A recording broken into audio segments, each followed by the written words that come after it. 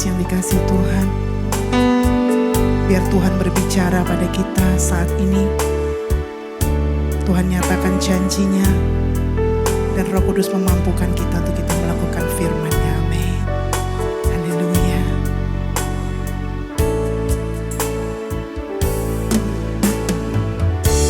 Tak selalu Tuhan menjawab doa, namun Dia beri yang terbaik di waktu yang tepat. Izinkanlah Tuhan untuk bekerja, yang mustahil menjadi mungkin oleh karena percaya. Yesus mendengar lebih dari yang kudoakan. Yesus menjawab lebih dari yang kuharapkan. Dengan caranya di waktu yang tepat, ku kan melihat Dia jadikan semua. Amin. Mari nyatakan lebih lagi. Tak selalu Tuhan menjawab doa, namun Dia beri yang terbaik di waktu yang tepat. Izinkanlah Tuhan untuk bekerja, yang mustahil menjadi mungkin oleh karena percaya. Yesus mendengar lebih dari yang kudoakan. Yesus menjawab lebih dari yang kuharapkan. Dengan caranya di waktu yang tepat, ku kan melihat Dia jadikan. Yesus mendengar lebih dari yang kudoakan. Amin. Yesus menjawab lebih dari yang kuharapkan. Dengan caranya di waktu yang tepat, ku kan melihat Dia jadikan semua. Kita berdiri bersama-sama, ladies. Yesus mendengar lebih dari yang kudoakan. Yesus menjawab lebih dari yang kuharapkan. Dengan caranya di waktu yang tepat, bukan melihat Dia jadikan. Yesus mendengar lebih dari yang kudoakan. Yesus menjawab lebih dari yang kuharapkan. Di waktu yang tepat, bukan melihat Dia jadikan semua. Bukan melihat Dia jadikan semua. Bukan melihat Dia jadikan semua. Kami mengucap syukur Tuhan, kalau kami menyembah Tuhan Allah kami yang hidup, Tuhan yang menjawab setiap doa-doa kami, Tuhan yang selalu menyertai kami, Tuhan yang paham setiap liku-liku setiap kehidupan kami. Kami berdoa Tuhan pada hari ini, kiranya Engkau berfirman kepada setiap kami. Karena kami percaya Tuhan, firman-Mu mampu mengubahkan setiap hidup kami. Firman-Mu mampu membuat pengharapan yang baru di hidup kami. Dan firman-Mu betul-betul sebagai pedoman hidup kami Tuhan. Biarlah Engkau sendiri yang berfirman, Engkau yang beracara, Engkau yang dipermuliakan. Kami mengucap syukur Tuhan di dalam nama Tuhan Yesus Kristus. Haleluya. Amin. Silakan duduk saudara-saudara. Shalom. Puji Tuhan. Hari ini saya akan menyampaikan satu tema, yaitu cara hidup Kristen. Cara hidup Kristen saudara-saudara. Kenapa? Pada waktu kemarin ini kita sudah merayakan Pentakosta. Setelah Pentakosta, kita perlu tahu ada cara hidup. Karena setelah Pentakosta pun di Kisah Para Rasul diceritakan cara hidup jemaat yang pertama. Di mana mereka terus suka berkumpul, mereka suka memecahkan roti, mereka suka mendengarkan firman. Dan yang paling penting di sana, mereka disukai banyak orang. Mereka disukai banyak orang. Ini adalah ciri-ciri yang luar biasa saudara-saudara. Dan harus kita punya. Kita sebenarnya menjadi orang Kristen yang harus disukai oleh banyak orang. Jangan sampai kita jadi orang Kristen yang gak disukai banyak orang. Realitanya kita sering menjadi orang yang gak disukai daripada orang yang disukai. Betul ya? Gak usah jauh-jauh saudara-saudara. Seperti contoh saya sendiri. Anak-anak itu gak suka deket-deket sama saya. Saya itu bingung. Kenapa ya anak-anak ini gak suka sama saya gitu. Apakah saya itu kurang baik begitu ya. Apakah saya kurang kasih main. Apakah saya ini kurang begini. Oh saya pikir. Kenapa ya. Terutama sama mamanya. Saya bingung, apakah memang kodratnya anak-anak itu lebih dekat sama mama atau daripada sama papa gitu. Tetapi saya kayak ngomong terus sama istri saya, kenapa ya. Kita mengambil satu keputusan, satu kesimpulan bahwa kalau kita itu spend waktu lebih banyak kepada seseorang, kalau kita spend perhatian lebih banyak ke seseorang, mereka akan merasakan. Dan mereka akan lebih dekat ke orang itu.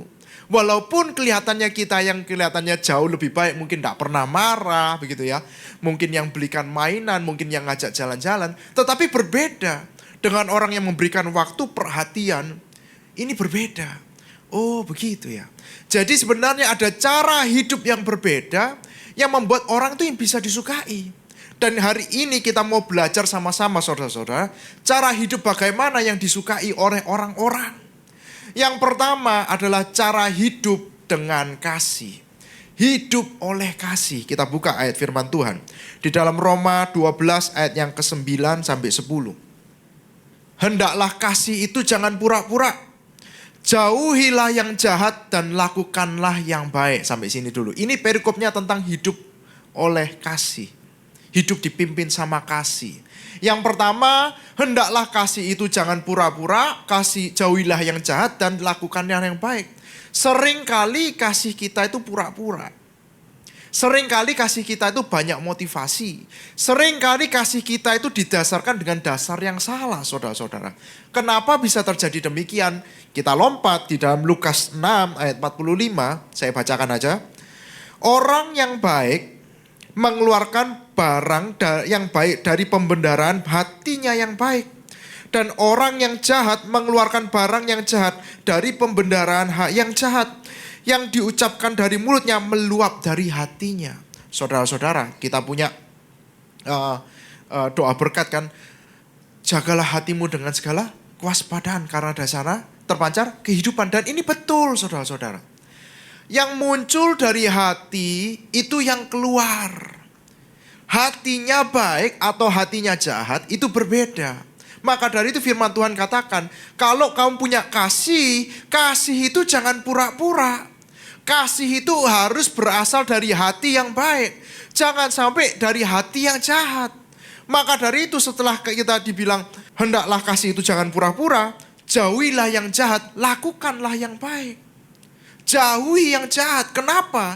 Kalau kita sering melakukan yang jahat, hati kita lama-lama jahat. Tetapi kalau kita melakukan terus yang baik, hati kita lama-lama baik, saudara-saudara. Nggak ada orang-orang itu bisa konsisten jahat atau konsisten baik. Selalu sesuai dengan hatinya.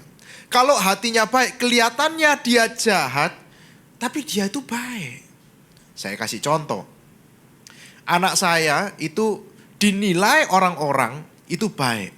Terutama gurunya. Gurunya bilang pada waktu rapotan, "Pak, anak ini hatinya baik." Tapi, wah ini kan ada tapi. Tapi caranya agak salah. Suka kasar gitu ya. Jadi kalau nyuruh apa itu baik. Dia punya hatinya baik. Tetapi karena dia lebih besar daripada teman-temannya. Kalau narik itu loh Pak, kadang kelewatan. Jadi teman-temannya jungkel, ya Pak. Delosor, apa ya? Jatuh saudara ya. Jatuh gitu. Oh begitu. Iya Pak, tapi semuanya itu teman-teman tahu kok. Kalau ini anak baik. Jadi semua gak ada yang jauh-jauhin anak ini. Bapak gak perlu khawatir. Oh siap. Jadi orang yang baik, walaupun kelihatannya sedikit kasar, dia itu baik saudara-saudara. Kemarin saya kasih contoh mungkin orang Makassar gitu ya. Orang Makassar kalau omongannya itu seringkali itu kasar gitu ya. Nadanya tinggi banget. Tetapi rata-rata juga baik-baik gitu ya. Bukan dari nadanya, bukan dari logatnya, bukan dari bentak atau enggak. Tetapi dari hatinya saudara-saudara. Ini yang berbeda. Dan pada waktu kita jahat, hatinya jahat. Pura-pura baik. Di ujungnya juga akan kelihatan jahat. Betul? Saya kasih contoh. Paling gampang kasih contoh. Betul ya? Ada orang-orang yang pura-pura baik, itu contohnya bagaimana? Biasanya agent, saudara-saudara. Agent. Kenapa? Motivasinya selalu kasih proposal. Lama gak ketemu ya? Ayo, tak traktir ngafe. Wah, baik kan? Traktir ngafe. Tetapi sampai di kafe, sudah dibayarin, cetet. Begitu ya. Minumannya sudah keluar, baru mulai serut. Muncullah iPad. Wah, muncul. Kita ini lagi ada ini. Wah, luar biasa. Begitu ya. Motivasinya jahat, saudara-saudara. Ya enggak jahat-jahat banget. Tetapi menurut saya dia jahat begitu ya. Inilah beda. Orang jahat kalau hatinya jahat selalu begitu.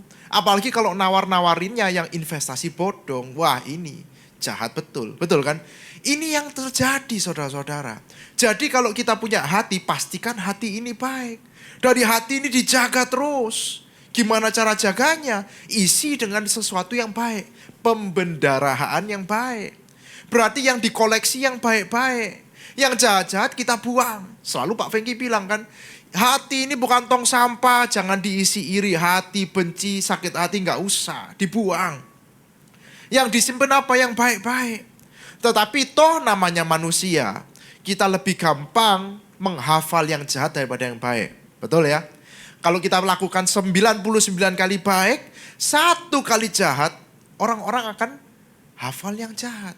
Inilah manusia saudara-saudara. Tetapi kita berbeda. Kemarin saya khotbah, kita punya kodrat ilahi, berbeda. Sehingga pada waktu kita punya kodrat ilahi ini, kita nggak sama seperti orang dunia. Kalau orang buat jahat, ada baiknya, kita ingat baiknya, buang jahatnya. Amin saudara. Kita ingat yang baik, kita lupakan yang jahat. Berbeda. Orang dunia sama orang surga beda. Kalau kita mau jadi orang dunia, kita ingat selalu yang jahat-jahat. Lama-lama apa? Sakit hati. Nggak ada gunanya. Tetapi kalau kita orang surga, kita ingat apa? Baik-baiknya. Oh orang ini pernah baik. Oh orang ini pernah bikin ini. Orang ini pernah bikin ini. Kita simpan baik-baik. Sehingga pada waktu kita ketemu lagi orang itu. Oh ini orang baik. Begitu ya. Kita mau ketemu.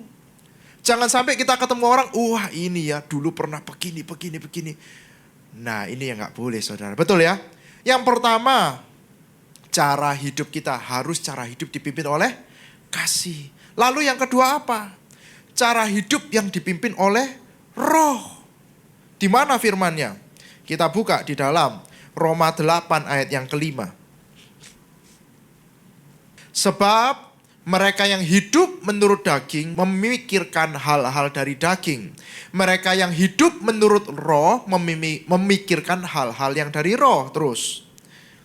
Karena keinginan daging adalah maut, tetapi keinginan roh adalah hidup dan damai sejahtera. Terus, ayat yang ke-7. Sebab keinginan daging adalah perseteruan terhadap Allah. Karena ia tidak takluk kepada hukum Allah, hal ini memang tidak mungkin baginya. Terus, mereka yang hidup dalam daging tidak mungkin berkenan kepada Allah. Perikopnya jelas, hidup oleh roh. Ada hidup oleh roh, ada hidup oleh daging. Cuman ada dua pilihan, saudara-saudara. Kalau kita memilih hidup dalam daging, berarti kita sedang tidak dalam roh. Kalau kita memilih hidup dalam roh, berarti kita sedang mematikan daging. Betul ya? Apa yang dimaksudkan kita mematikan daging? Kembali ke ayat yang ke-5 tadi. Pertama, keinginan-keinginan daging. Ya, di dalam hidup oleh roh, kita harus mematikan dagingnya. Apa yang daging yang kita matikan? Gak mungkin tubuh ini kita matikan. Kalau kita matikan, ya mati saudara-saudara. Yang kita matikan keinginannya. Apa itu keinginan-keinginan daging? Banyak. Ya, keinginan daging dibuai dari mana? Dari hati, sama, kembali dari hati. Hati yang apa? Hati yang mungkin penuh dengan zina, gitu ya, dengan iri, dengan apa? Itu muncul dengan keinginannya. Keinginan daging terus ditambah dengan keinginan apa? Mata, saudara-saudara. Keinginan daging, keinginan mata, itulah dunia. Dan ini yang harus kita matikan. Keinginannya itu apa? Keinginannya selalu sesuai dengan hal yang jahat. Nggak sesuai dengan Tuhan. Yang Tuhan nggak suka kita lakukan, itu keinginan daging. Yang sesuai dengan keinginan mata kita lihat dari mata. Wah, ini sesuatu yang mewah, sesuatu yang indah gitu. Keinginan mata yang kita matikan. Bukan berarti kita nggak boleh pakai sesuatu yang mewah, kita punya sesuatu yang indah. Bukan. Tetapi keinginannya yang kita matikan. Kita boleh kaya nggak? Boleh. Tetapi ingin kaya itu nggak boleh. Repot ya saudara-saudara ya. Kaya boleh. Pakai yang mewah-mewah boleh nggak? Boleh. Beli rumah yang bagus boleh nggak? Boleh. Beli mobil yang bagus boleh nggak? Boleh. Tetapi keinginannya yang nggak boleh kata Tuhan. Terus gimana itu caranya? Susah nggak? Susah. Ada orang nggak boleh kaya sama orang yang keinginannya nggak boleh kaya. Itu beda. Kita boleh kaya, tetapi inginnya itu yang nggak boleh. Maksudnya apa? Pada waktu kita kerja, ya terus kerja. Kalau Tuhan berkati jadi kaya, puji Tuhan. Kalau nggak kaya-kaya, ya refleksi. Tetapi kita harus bersyukur aja, gitu loh. Keinginannya yang kita harus hapuskan. Sehingga kita itu nggak dipimpin sama keinginan ini. Kalau kita ingin kaya, tujuannya terus kaya. Kerja supaya apa? Kaya. Kerja supaya apa? Kaya. Kerja supaya apa? Kaya. Tujuannya cuma itu, saudara-saudara. Tetapi kalau kita tiba-tiba kaya, ya beda cerita, benar gak? Kalau Tuhan berkati tiba-tiba kaya, ya sudah kita terima. Tetapi keinginan itu tetap nggak ada. Sehingga pada waktu kita diberikan berkat itu, kita nggak tamak. Kita nggak pakai buat kepentingan kita sendiri. Kita mulai bagi-bagi. Amin saudara. Waduh, kalau bilang bagi-bagi ini susah, amin ya. Amin saudara. Amin, puji Tuhan ya. Terus ada satu keinginan. Terus yang kedua, memikirkan hal-hal kedagingan. Tadi keinginan, terus kepikiran. Keinginan itu dari dalam hati. Kalau kepikiran dari otak. Otak kita juga kita mesti atur saudara. Pikiran kita atur. Supaya kita itu gak memikirkan sesuatu yang dunia. Loh, yang kita pikirkan apa kalau gak dari dunia? Pikirkanlah hal-hal yang dari roh. Inilah challenge-nya, inilah yang kita harus lakukan. Apa yang kita pikirkan? Yang kemarin saya ulangi. Jadi akhirnya saudara-saudara, semua yang benar, semua yang mulia, semua yang adil, semua yang suci, semua yang manis, semua yang sedap didengar, semua yang disebut kebajikan dan patut dipuji. Pikirkanlah semuanya itu. Maka dari itu kita itu otaknya, pikirannya itu diatur. Kita itu diberi kuasa sama Tuhan. Bukan cuman menguasai semua makhluk di bumi, tetapi kita bisa menguasai diri kita sendiri. Termasuk pikiran kita, termasuk hati kita. Dalamnya hati kita siapa yang tahu? Memang siapa yang tahu, tetapi kita tahu. Dan kita bisa kontrol. Pikiran kita siapa yang tahu? Gak ada yang tahu, cuma Tuhan yang tahu. Tetapi kita tahu dan kita bisa kontrol. Amin saudara. Inilah tugas kita, kontrol. Seringkali kalau kita memikirkan segala sesuatu yang dunia. Itu normal saudara. Contoh. Pada waktu kita saat teduh, ya kan, hal yang rohani, saat teduh, baca firman. Betul? Baca firman, apa yang kita pikirkan? Apa yang kita pikirkan pada waktu pagi? Habis ini mau sarapan apa? Betul? Ya Pak, ya. Ini banyak yang ketawa berarti banyak yang merasakan, begitu loh. Saya juga sama saudara-saudara. Pada waktu renungan pagi, baca firman, baru baca, bisa mikirnya apa? Mau makan apa? Loh, berarti otak ini bisa kemana-mana. Bener kan? Tetapi selagi kita tahu otak ini lagi kemana-mana, kita punya kewajiban apa? Kembalikan pikirannya kepada firman. Dan bisa kok, bisa. Bukan gak bisa, bisa. Saya juga lakukan hal yang sama. Setelah saya baca, loh kok saya mikirnya makan apa? Berarti 2 ayat ini saya skip, saya ulangi lagi dari pertama. Baca. Gak selesai-selesai, gak apa-apa. Sudah pokoknya baca. Harus fokus sampai saya dapatkan sesuatu. Inilah yang kita harus arahkan. Jangan sampai kita kemana-mana saudara-saudara. Sudah di dalam gereja, duduk nyanyi. Pikirannya kemana-mana. Ya kan? Di gereja tapi pikirannya di kerja. Ya kan? Di gereja tapi pikirannya di rumah. Di gereja pikirannya nanti mau masak apa. Wah gawat. Ya, biarkan kalau kita di rumah mikirkan yang di rumah. Di gereja mikirkan di gereja. Amin saudara. Kita kontrol otak kita, pikiran kita. Sehingga pada waktu kita hidup sesuai. Hati, otak, pikiran itu sinkron. Nggak galau. Betul ya. Kalau hati dan pikiran itu nggak sinkron, orangnya jadi galau. Tapi kalau sinkron, kita akan maju dengan mantap. Ini yang kita harus pegang saudara-saudara. 1, hidup oleh kasih. 2, hidup oleh roh. Bagaimana kita menumbuhkan roh? Matikan daging. Yang dagingnya yang mana yang dimatikan? Pikirannya sama keinginannya yang dimatikan. Dagingnya tidak perlu. Keinginan sama pikirannya yang dimatikan. Pada waktu kita matikan keduanya ini, saya yakin roh kita naik. Amin saudara. Nah, kembali ayat firman. Roma 12 ayat yang ke-11. Roma 12 ayat yang ke-11. Ini lanjutannya yang tadi saudara-saudara. Janganlah hendaknya kerajinanmu kendor. Biarlah rohmu menyala-nyala dan layanilah Tuhan. Janganlah hendaknya kerajinanmu kendor. Biarlah rohmu menyala-nyala dan layanilah Tuhan. Saudara-saudara, cara hidup orang jemaat pertama, mereka antusias kalau mereka ketemu sama persekutuan. Kalau mereka ketemu sama orang-orang percaya, mereka antusias, mereka bergairah. Mereka kalau puji-pujian, saya yakin mereka betul-betul senang luar biasa. Kalau mendengarkan firman sampai tengah malam pun it's okay. Karena apa? Hidupnya penuh dengan roh yang menyala-nyala. Kita juga sama saudara-saudara. Kalau kita mau kehidupan Kristenan kita itu, wah menarik sekali. Bergairah gitu ya. Milikilah hidup roh, hidup dalam kasih ini. Dan pada waktu kita memiliki hidup roh dan dalam kasih ini, jangan lupa rajin. Janganlah hendaknya kerajinanmu kendor. Rajinmu itu tetap. Jangan sampai kendor. Kita tetap rajin melayani. Kita tetap rajin WA orang buat ngajak orang ke gereja. Kita tetap rajin melakukan segala sesuatu yang Tuhan ajarkan. Rajin saudara-saudara, itu kunci pertama.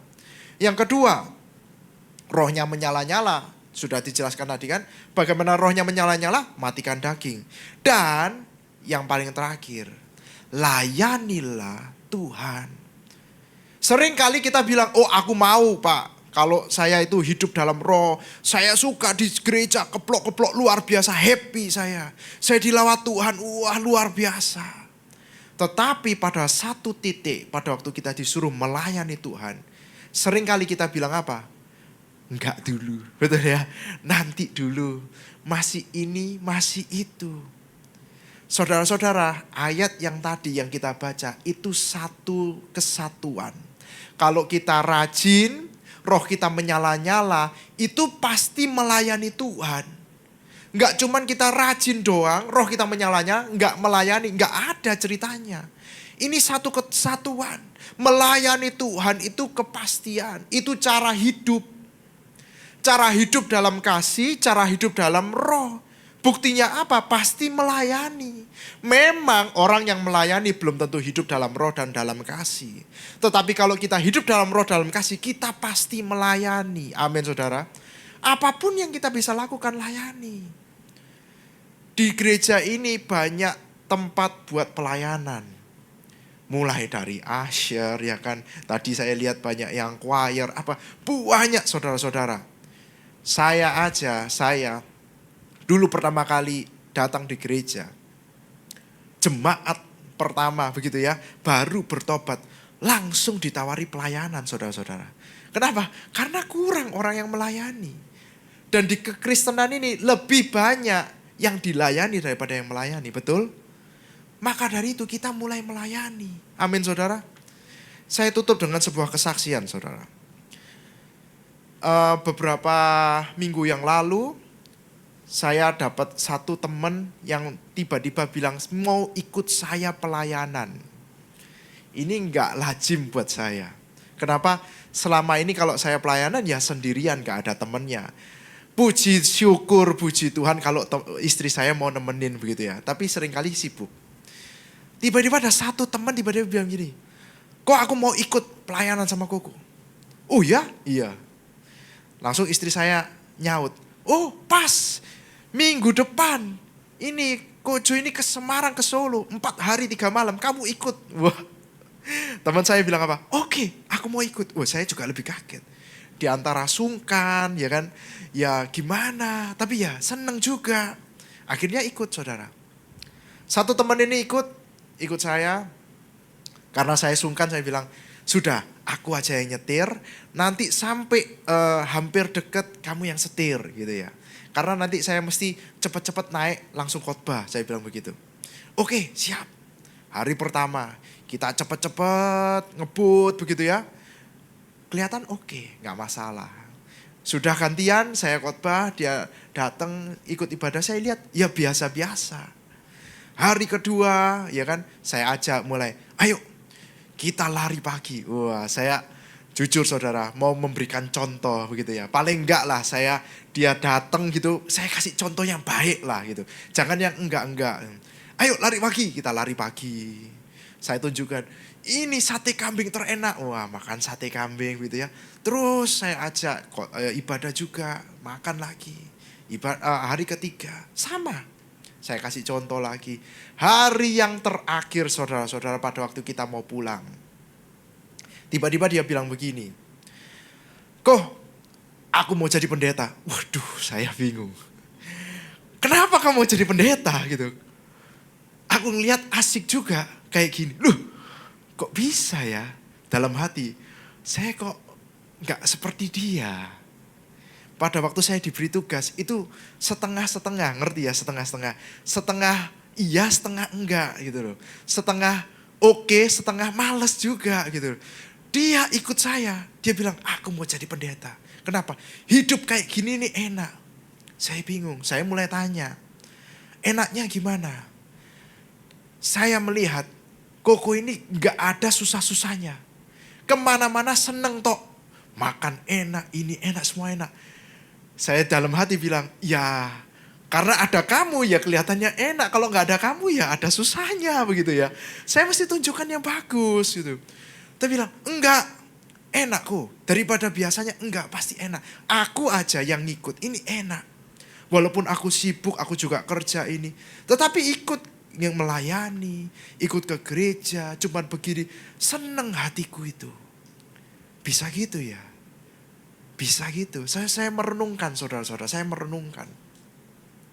Ternyata pada waktu saya melayani teman saya ini, saya menunjukkan dengan kasih, ya kan? Saya menunjukkan dengan roh. Pada waktu itu the on fire saudara-saudara, ya kan? Saya merasa penuh roh, wah luar biasa. Dia lihat orang hidup dengan kasih, hidup dengan roh, ada sesuatu yang berbeda. Damai sejahteranya ada, sukacitanya ada. Inilah yang dikejar orang-orang. Amin saudara. Ini yang lebih berharga daripada segalanya apapun. Kalau kita nggak punya damai sejahtera, kita nggak punya sukacita, sia-sia. Betul? Menjalani hidup sia-sia. Kita di rumah mewah sekalipun kalau nggak damai sejahtera, sia-sia. Kita pergi di luar negeri sekalipun, tapi kalau kita nggak sukacita, sia-sia. Betul kan? Ini yang saya alami saudara-saudara. Pada waktu kita penuh dengan roh, kita penuh dengan kasih, Tuhan ada di tengah-tengah kita. Amin. Dan Tuhan membawa damai sejahtera, sukacita, supaya kita jaga untuk selama-lamanya. Amin saudara-saudara.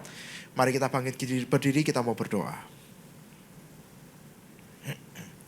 Kami mengucap syukur Tuhan atas firman-Mu.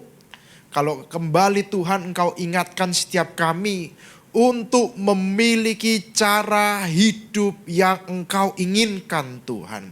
Cara hidup yang dipimpin oleh kasih, cara hidup yang dipimpin oleh roh.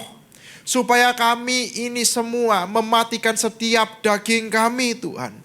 Keinginan-keinginan daging kami, keinginan-keinginan mata yang tidak sesuai dengan Engkau. Kiranya Engkau bantu setiap kami Tuhan, supaya kami boleh membuangnya jauh-jauh. Pemikiran-pemikiran daging, pemikiran-pemikiran dunia yang tidak daripada-Mu Tuhan.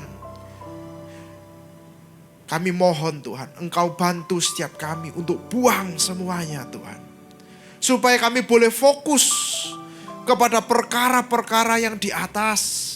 Kami boleh fokus kepada pikiran-pikiran yang suci, yang patut dipuji, yang mulia, yang disebut kebajikan. Bantu setiap kami Tuhan, untuk kami boleh menjaga hati kami, supaya hati kami penuh dengan kasih, supaya apapun yang kami lakukan itu baik. Karena hati kami penuh dengan kasih, bendaharaan kami kasih Tuhan. Buang segala sesuatu yang jahat di hati kami Tuhan. Dan biarlah kami berjalan terus, penuh damai sejahtera, penuh sukacita Tuhan. Tuhan memberkati setiap kami, memimpin setiap kami. Ingatkan kami kembali Tuhan firman-Mu. Dan firman-Mu yang terus kami renungkan siang dan malam. Biarlah Tuhan damai-Mu sejahtera, sukacita, penyertaan-Mu berada di dalam kami Tuhan. Dan gak cuma di dalam kami Tuhan, kami mau pancarkan itu semua. Biarlah teman-teman yang ada di sekitar kami, saudara-saudara kami, anak-anak kami, keluarga kami, merasakan hal yang sama. Dan pada waktu mereka merasakan hal yang sama, mereka akan ikut tergerak untuk melayani Engkau Tuhan. Kami rindu Tuhan untuk semua yang kami kenal, semua yang keluarga kami, anak-anak kami semua melayani Engkau Tuhan. Berkati setiap kami Tuhan, pimpin setiap kami. Kami mengucap syukur Tuhan di dalam nama Tuhan Yesus Kristus. Haleluya. Amin. Silakan duduk saudara-saudara. Shalom. Kita akan akhiri ibadah kita dan terima berkat Tuhan. Saya undang kita semua berdiri bersama-sama ladies yang dikasihi Tuhan. Haleluya.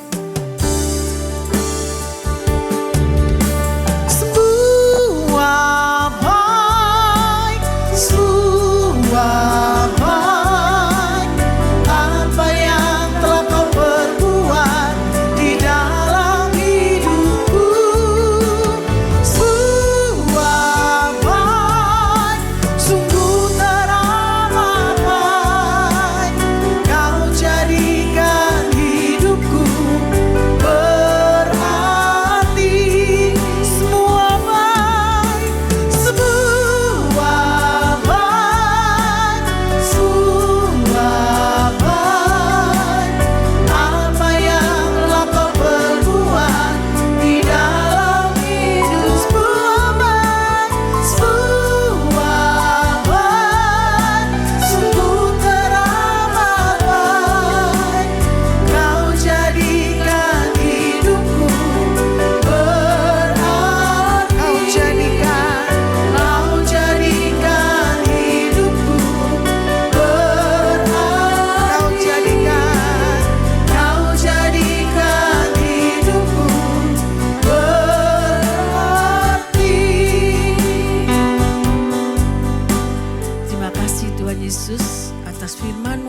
Jadikan kami Tuhan seperti yang Kau kehendaki Tuhan dalam perencanaan hidup kami ini Tuhan.